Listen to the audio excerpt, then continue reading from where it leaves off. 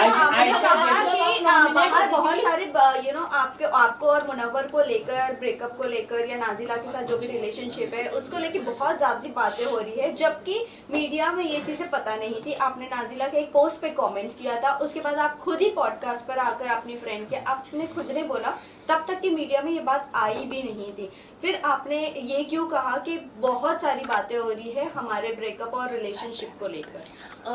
First of all कि ये जो पॉडकास्ट वाली बात है या मेरे कमेंट करने की बात है, मैं तो खुद ही मैं ये पहले भी बोल चुकी हूँ कि मैं खुद ही अपने सोशल मीडिया पे ये चीज़ जिस दिन मुझे पता चली थी उसी दिन पोस्ट करने वाली थी इस चीज़ से रिलेटेड एक वीडियो बना के, क्योंकि I don't have a problem अगर मेरे साथ किसी ने गलत किया, कोई अपने पब्लिक इमेज का मिसयूज़ कर रहा है तो मैं क्यों ना बोलूँ उस चीज़ के बारे में। तो ये मेरा ही डिसीजन था कि हाँ मैं उसकी चीज़ के बारे में बात करना चाहती हूँ। बट पॉडकास्ट के पीछे ऐसा कुछ भी नहीं था। जब वो पॉडकास्ट हुआ भी था तो मैंने किसी का नाम नहीं लिया था, वो एक बहुत फन एक कैजुअल पॉडकास्ट था एक मेरे जूनियर के साथ और मैंने वो किया था बस उस इंटेंशन से। और मेरा ये इंटेंशन नहीं था कि ओ मुझे बिग बॉस पे जाना है तो उसका रास्ता ये पॉडकास्ट है, ऐसा कुछ भी नहीं। मैम आयशा जी, जैसे कि नाजिला के साथ वो रिलेशनशिप में थे मुनव्वर, क्या वो एक साथ कई सारी वो लड़कियों को डेट कर रहे थे? क्या नाजिला ने आपको ये बताया था? क्या इसके बारे में कुछ अगर आप बताना मैं करूंगी कि नाजिला ने कहा था कि मैं अपनी जो पर्सनल चीजें है वो नेशनल टेलीविजन पे नहीं लाना चाहती हूँ। वो चीजें उन्होंने आपको बताई थी, लेकिन आपने सब कुछ जाके नेशनल टेलीविजन पे खोल दी।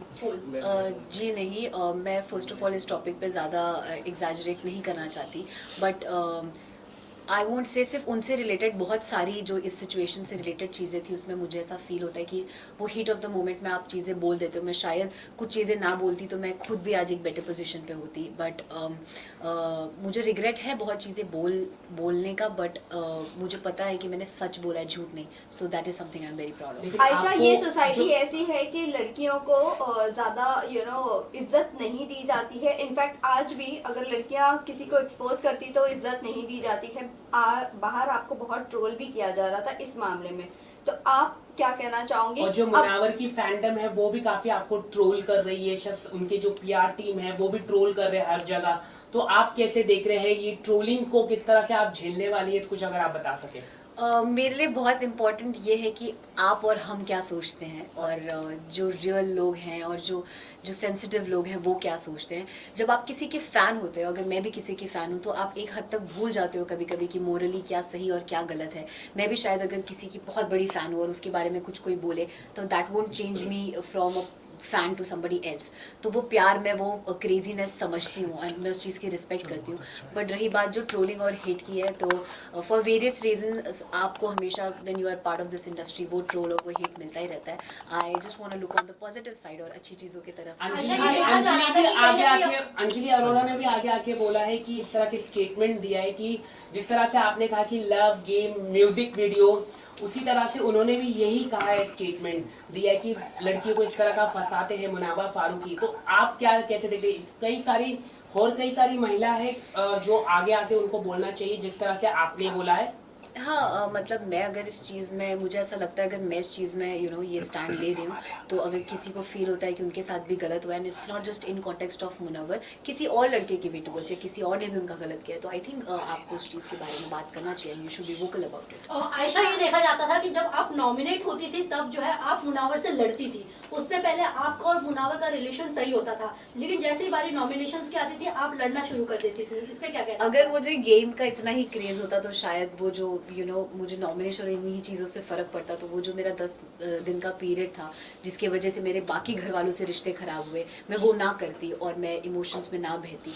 बट मेरे लिए उस वक्त वो ज़्यादा ज़रूरी था कि मैं क्या फ़ील कर रही हूँ और क्या नहीं, रादर देन मैं नॉमिनेट हो रही हूँ या नहीं, या मैं क्या कर रही हूँ, गेम में कैसे जा रही हूँ वगैरह वगैरह। आयशा, क्या ये प्लान था? बिकॉज आपके और मुनव्वर के बीच में हमने कई सारी कन्वर्सेशन सुनी है कि आप परफेक्ट बिग बॉस मटीरियल हो, तो क्या यही सब सोचकर आपने बिग बॉस के घर में एंट्री ली थी? नहीं, I take this as a compliment अगर किसी को लगता है कि मैं एक बिग बॉस मटेरियल हूँ, बट नहीं, मैं ये सब सोच के घर नहीं आई थी कि और I think middle class families में तो ये लोगों को पता ही होगा। हम आम घर में भी जब जो फैमिलीज बिग बॉस देखती है, हम घरों पे भी कमेंट करते हैं कि मेरी बेटी तो एकदम मतलब बिग बॉस जाएगी तो आग लगा देगी टाइप्स। तो वो वैसा सॉर्ट ऑफ कमेंट था, एंड नॉट कि उस एक कमेंट की वजह से मैं ये डिसीजन ले लूँ कि मुझे बिग बॉस करना है। आयशा, देखा जा रहा था कि विकी भैया जो है वो आपको गलत तरीके से टच कर रहे थे, बट आपने उस चीज़ पे स्टैंड नहीं लिया।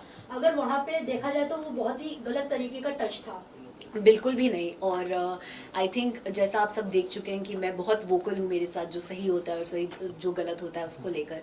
और अगर मुझे 1% भी 0.1% भी फील होता कि विकी भैया का टच या उनका मेरे टूवर्ड्स कंडक्ट जो है वो गलत है या उनके इंटेंशंस गलत है, तो मैं उसी वक्त उनको रोकती और वहीं शो पे उनको उस चीज़ के ऊपर कॉल आउट करती। बट ऐसा बिल्कुल भी नहीं था। मैंने आयशा- कभी भी ऐसा फील नहीं किया है कि उनका जो मेरे टूवर्ड्स बिहेवियर है या जो उनका मेरे टूवर्ड्स जो टच है या कंडक्ट है वो गलत है। He is not the kind of person जो पोर्ट्रे हो रहा है या जैसे वो लग रहे हैं। आयशा, ये भी जानना चाहेंगे आप जब घर में गई थी, आपने कहा था कि आपकी मम्मी मनारा को बहुत ज़्यादा पसंद करती है। क्या आपकी मम्मी अब भी मनारा को बहुत पसंद करती है? क्योंकि उन्होंने जिस तरह से आपको बॉडी शेम किया है, जिस तरह से आपके कैरेक्टर पर उछाला है कीचड़, और आपको उन्होंने चीप तक का कहा है। क्योंकि जब आप मनारा से बात करती थी और तुरंत सेकंड में आप जाकर अगर मुनव्वर से बात करती थी, उनको लगता था कि आप चीप हो। क्या अभी भी आपकी मम्मी पसंद करती है? वो उनका पर्सनल पॉइंट ऑफ व्यू है मनारा का कि वो मेरे बारे में क्या सोचती हैं। मुझे ऐसा लगता है कि शायद वो she is very over expressive about what she feels and I think वो उस जोन में वो चीज़ें बोल देती हैं, कुछ चीज़ें ऐसी भी जो शायद वो मीन भी नहीं करती हैं।